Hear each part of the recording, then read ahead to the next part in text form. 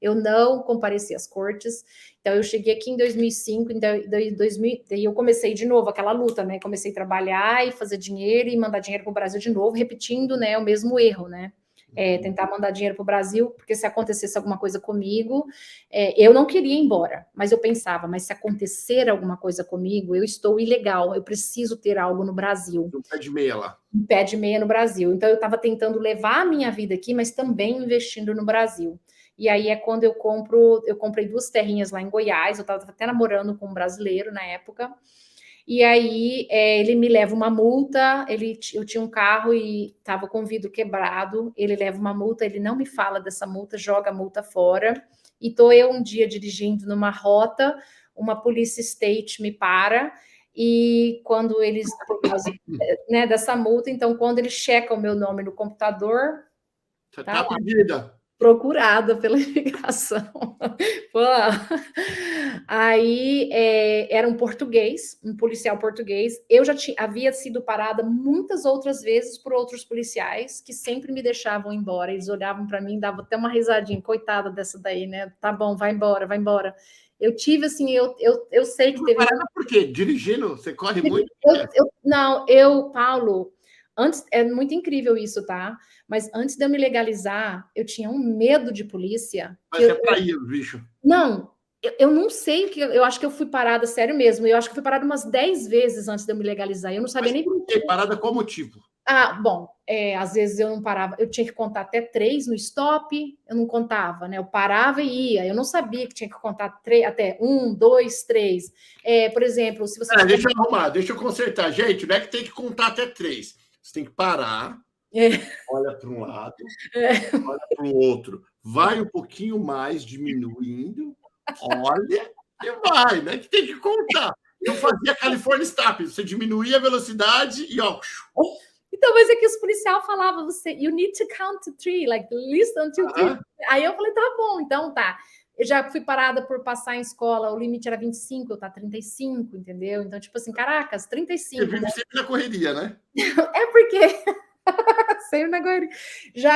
Paulo, você pode falar uma coisa louca que aconteceu comigo? Eu tava numa highway dirigindo, e aí um police state passa, e aí eu resolvi entrar atrás, e eu comecei a dirigir atrás do police state, só que ele tava dirigindo muito rápido, e eu não observei que eu tava dirigindo muito rápido, pois ele veio para a pista do meio, veio atrás de mim, e falou assim, você sabe quanto você tá dirigindo? Eu falei, não. Ele falou assim, pois é, eu tô dirigindo a tanto e você tá na minha cola. Eu tava passando do limite, mas assim, você sabe quando você não pensa? Caraca, ali, de novo, parado. Tipo assim, várias idiotices. Tudo que você podia ter sido deportada. Tudo que eu podia ser... Deportada não, presa, desculpa, que você estava com o pedido, né? Não, mas sim, claro que consequência, porque eu já tinha as cartas de deportação, tanto para mim quanto para minhas crianças. Nós já estávamos na lista de deportação. Mas aí, só para continuar, em 2009, esse policial me para e ele vai lá, ele checa o meu nome, ele volta, ele olha para mim, ele fala assim, ele me perguntou se eu tinha uma tatuagem. Aí quando ele falou se eu tinha uma tatuagem, eu falei, nossa senhora, eu falei, tenho, né? Porque quando você é fichada na imigração, eles olham tudo. Se você tiver uma cicatriz, eles colocam. Se você tiver uma queimadura, eles colocam. Se você tiver uma tatuagem, eles colocam. Qualquer coisa que você tiver no seu corpo, né, que eles vê na hora que eles estão te registrando lá, eles colocam. Então ele perguntou se eu tinha uma tatuagem. Eu falei que tinha. Aí ele volta pro carro. Aí ele fala bem assim, você tem 2 filhas. Natasha e Bianca, nossa, quando ele falou isso, eu falei, nossa senhora, ele já tá na minha ficha imigratória. Aí ele falou assim, olha, você tá sendo procurada pela imigração, e eu ainda falo, por favor, não me leva. Ele falou assim, cara, eu nunca vou me esquecer, ele falou assim, bom, ele era português, então ele falava português, ele falou assim, seu lugar é no Brasil, você está aqui ilegal, né? Falou que no sotaque dele, falou que eu estava ilegal e que eu merecia voltar para o meu país de origem, não sei o que. Tipo assim, ele foi super frio, pediu para me sair. Aí eu, tudo bem, saí. Aí ele precisava me revistar, chamou um outro policial, me deita no capô do carro algemado, fiquei lá uns 5 minutos ali esperando. E o tráfico, assim, ó, Paulo. Tráfico, todo mundo parando para ver quem que era aquela loira deitada no capô de um carro algemada. Aí me levou para a polícia, chegou lá na cadeia. Isso era, tipo, eu fui presa 9 horas da manhã. Quando foi 2 horas da tarde, a imigração chegou para me buscar. E ali começou a minha vitória. Ali começa a minha vitória, eu falo. Enquanto eu estava presa, eu orei, falei, olha, Senhor, eu errei, eu falhei, eu entrei 2 vezes legal, mas por favor, não me deixa aqui 3 meses, me deporta o mais rápido possível, era só o que eu pedia. Eu não quero ficar criança enquanto isso? Na escola. Olha que loucura, na escola. E aí, quando o agente da imigração, só que eu falo para o policial o que vai acontecer com minhas filhas estão na escola, então eles avisam a imigração vem me pegar antes que a escola acaba. Aí, quando eu entro dentro do carro, quando a imigração vem, me busca, me tira da cela, me leva para dentro do carro, eu estava chorando bastante, o agente da imigração tentou me acalmar. Aí ele fala, cadê tuas crianças? Eu falei, tá na escola. Ele falou, tu tem namorado? Eu falei, não. Tu é casada? Eu falei, não. Você é mãe solteira? Eu sou mãe solteira. Aí ele pega e fala assim, pois eu vou, então para de chorar, calma, fica tranquilo, você tem como alguém vir te buscar aqui em 15 minutos, porque nós vamos te soltar. Paulo, quando eles falaram aquilo, eu falei assim, como assim me soltar, ué? Ele falou assim, não, a gente vai te soltar, só que você precisa me garantir que em 15 dias você vai aparecer na imigração de Burlington, eu vou te dar um papel, se você não for em 15 dias na imigração de Burlington, a próxima vez que a gente colocar a mão em você, acabou suas chances, nós não vamos te dar chance nenhuma. Eu falei, não. Aí ele perguntou, você tem dinheiro para pagar um advogado? Eu falei, tenho. E eu tinha mesmo, porque eu falei, só guardando, né? Igual esquilinho, guardando. Aí eu cheguei em casa antes da escola das minhas filhas terminar.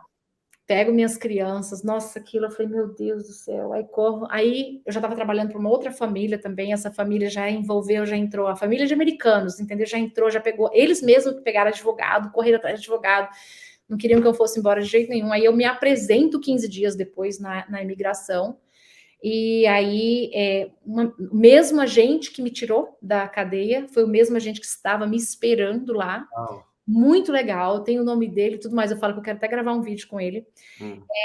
Quando eu cheguei lá, ele me leva na parte de trás da imigração e tirando as digitais, ele fala assim para mim, aí aparece uma foto da Bianca deitada no meu colo, da minha travessia em 2005, no Texas. Quando aparece a foto, ele, uou, nossa, que menininha mais linda, né? Ele fala assim, how could you do that to your kids, né? Como que você fez isso com as suas crianças? Meu Deus, você não ficou com medo? Aí eu falo para ele, se você soubesse as coisas que aconteceram no Brasil, você talvez me entenderia melhor. Então, quando eu começo a contar, eu sofri uma agressão também, tá? No Brasil, Paulo, mas isso é uma outra história. Eu falei assim, olha, eu sofri uma agressão, eu fui roubada, muita coisa aconteceu, então, assim, para mim, eu não queria que minhas filhas vivessem naquele ambiente, naquele mundo. Aí ele falou assim para mim, tudo que você está me contando aí, você tem como provar isso? Aí eu falei, como assim, como provar? Ele falou assim, alguma vez você já foi na polícia? Eu falei assim, da agressão, eu fui na polícia, da vez que foram roubada, eu tentei, né, registrar tudo. Por quê? Aí ele fala assim, porque eu acho que a gente pode te ajudar. O agente da imigração. Legal. Uhum. Aí eu falei, sério? Paulo, eu nem sabia o que era asilo. Uhum. Eu nem sabia o que era asilo, entendeu? Eu nunca nem sabia que eu poderia me legalizar, eu nunca tentei nada. Por isso que eu falo, falta de informação. Parece que o pessoal está mais informado hoje, sabe? Parece que o pessoal está muito mais assim ativo para essas coisas. E ali ele pega, quando ele chega lá na salinha, que meu advogado está lá, ele fala assim, olha, vamos entrar com pedido de cancelamento de deportação, vamos fazer um affidavit cancelando a deportação, ver se a juíza aceita a deportação da Eliane e das filhas dela. Já vou dar, vamos fazer essa aplicação para dar entrada para o social dela. Gente, não tinha nem cancelado ainda. Aí tá, tipo, questão de 1 mês e meio tinha um social na minha casa. Eu não estava entendendo nada. Falei, gente, que mover de Deus louco é esse? E aí, 2 meses depois que eu fui presa, eu recebo uma fita cassete.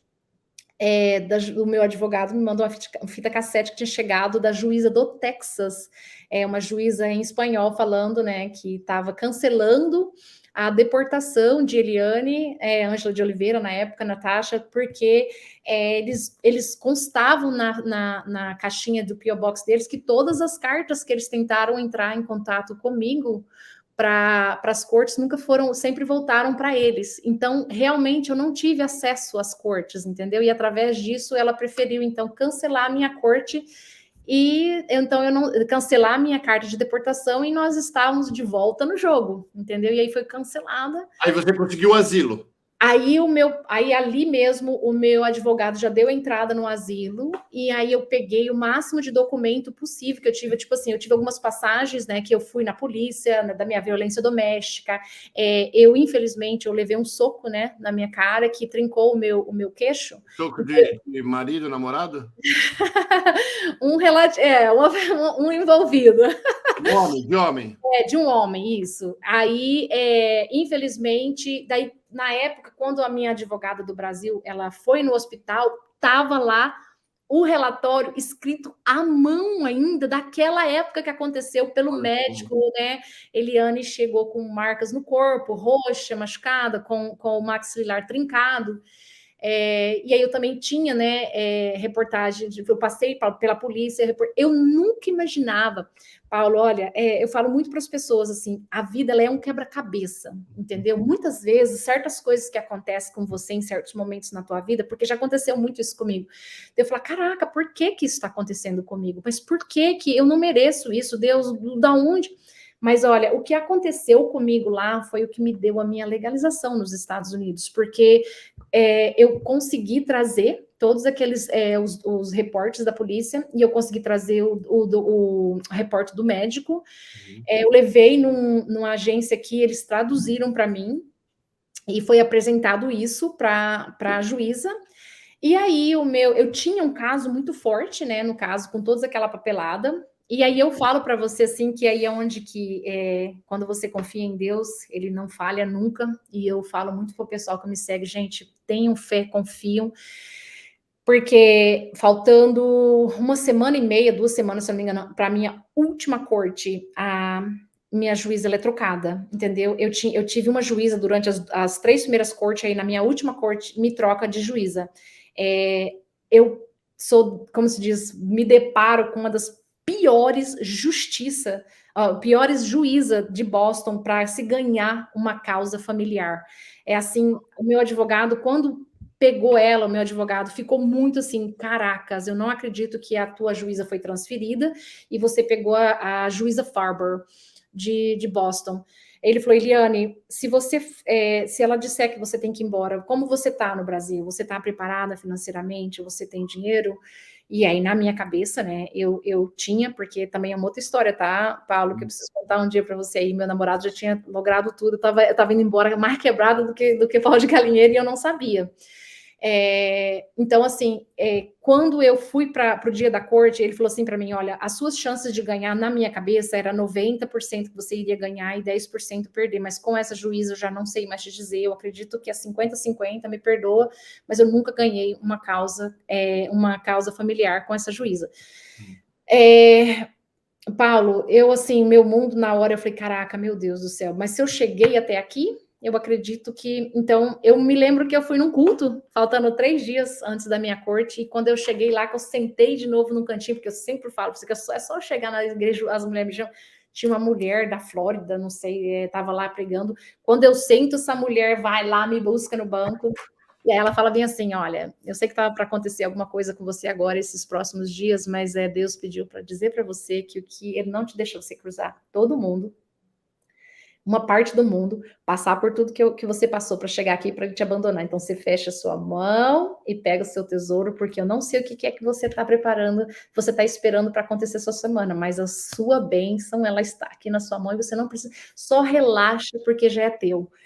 Quando aquela mulher me falou aquilo, assim, parece assim que tirou toda uma angústia que tinha dentro de mim, e eu fui para aquela corte. Eu cheguei lá, minha corte levou quase 4 horas, Paulo. Nossa! Muito longa. Nossa, eu estava muito desgaste emocional muito grande. Minha mãe veio do Brasil, minha irmã estava aqui. Todo mundo tinha visto? Aham, todo mundo tinha visto, só eu que não. Minhas crianças, aí eu tinha uma psicóloga, e aí eu sentei e lá eu comecei, né, contar a minha história para a juíza, e aí é claro que o promotor tentou, não, tem um monte de lei no Brasil, tem lei da penha, tem isso, tem aquilo. Paulo, olha o que aconteceu uma semana, se eu não me engano, antes da minha corte. Essa juíza, ela viu no jornal uma enfermeira, não, uma manicure. Ela foi assassinada dentro do salão de beleza. Ela tinha pegado 3 ordens de restrição em São Paulo contra o namorado, pois o namorado dela, o ex-namorado dela ainda entrou. e matou ela fazendo unha. Isso saiu no jornal e essa juíza pegou isso e trouxe para a minha corte. É Deus, né? Não é? Aí quando o cara fala que tinha a Lei Maria da Penha, ela pega e mostra os papéis e fala, mas não funciona. Ela falou, a lei não funciona no Brasil. Tipo assim, falei, meu advogado deu uma piscadinha assim para mim. E aí, é uma corte muito cansativa, eu conto toda a trajetória, como que aconteceu a agressão, como aconteceu o roubo, isso, aquilo, e aí a juíza só vira para mim, abre os braços e fala, "You welcome to United States." Seja bem-vindo aos Estados Unidos. Essa aqui vai ser, this is gonna be your new place for you and your girls. Isso vai ser sua nova terra para você e suas filhas, e nunca mais você vai precisar passar medo, nunca mais você vai precisar ser agredida. Cara, eu chorar. A hora que ela começou a falar aquilo, eu comecei a chorar. Ela, cadê suas filhas? Aí minhas filhas vieram, aí as meninas começaram a chorar, e ela falou assim, pediu o nome da Natasha, a Natasha falou Natasha, Bianca, aí ela falou, Natasha, o que você quer ser? A Natasha falou, eu quero mexer com a saúde. Ela falou, vou te dar um cartão, quando você se formar, você vai me trazer seu diploma aqui que eu quero ver, seu certified. E assim, cara, coisa mais linda do mundo. O meu advogado começou a chorar e falou assim, ela nunca fez isso, com todas as pessoas que eu já trouxe aqui, entendeu? Então, assim, ali, tipo, sei lá, não sei nem como te explicar, Paulo, assim, sabe? Aí... Tem coisas que não tem explicação, é Deus trabalhando na nossa vida, trabalhando na sua vida, no caso, por algum propósito que você tem que ter nessa terra. E é tão interessante, Paulo, porque, por exemplo, se aquele policial não tivesse me parado, não tivesse me entregado para a imigração, eu nunca teria dado uma entrada num documento. Eu dei uma entrada num documento que eu nem sabia que eu podia. Tudo foi acontecendo, assim, olha a intensidade das coisas, como elas foram acontecendo. Tipo, eu não sabia, foram uma coisa vindo atrás da outra, sabe? Uma coisa levou a outra, que levou a outra, que levou a outra, que levou a outra, até eu sentar com aquela juíza. E ali naquela juíza, por que a minha corte demorou muito? Porque naquelas cortes ali eu precisei contar tudo. Eu precisei contar que eu vim a primeira vez para os Estados Unidos, eu precisei contar que eu vim a segunda vez, eu precisei contar que eu vim pelo México, eu precisei contar como que foi a travessia, eu precisei contar como que foi lá no Brasil, eu precisei contar tudo para aquela juíza, então foi muito demorado. Você vê, nós estamos fazendo uma entrevista aqui, quanto tempo que eu já estou falando que já passou 1 hora, né, Paulo? E eu estou te contando... Quase 1 hora, isso mesmo. Estou te contando pelos pedaços. E tem a parte 2 dessa entrevista, hein? Se vocês não viram a parte 1 ainda, pessoal, está na descrição deste programa, vai lá e clica na parte 1, que é melhor que a parte 2, é igual, acho que é muito legal. Mas é isso, então, ali... eu pego, né? Eu peguei, foi granted no meu caso, e aí eu pego e 1 ano depois eu posso aplicar para o Green Card. Eu peguei meu Green Card, eu não podia ir no Brasil, o meu advogado pediu para mim não ir no Brasil durante esse tempo. Eu acabei indo pela Bolívia, porque meu pai... Eita, menina! Meu pai deu um câncer, né, terminal, e eu precisava fechar algumas páginas com meu pai, entendeu? E eu estava muito desesperada. Por isso que eu falo, acho que eu sou muita emoção, né, Paulo? Eu sou muito louca. Eu sofri tanto pelo meu green card, mas eu precisava muito também fechar uma página muito que foi algo que muito traumatizante na minha vida. Pois meu marido falou: "Pois eu vou contigo. Eu dou meus pulos, eu vou com você". E nós fomos e eu voltei pela Bolívia, então deu tudo certo, entrei tranquila. Aí, em 2018, eu pego a minha cidadania americana. Depois disso, eu já fui várias vezes para o Brasil, só que nesse meio tempo, o que eu fiz? Trabalhei muito, ajudei minhas crianças a irem para a faculdade,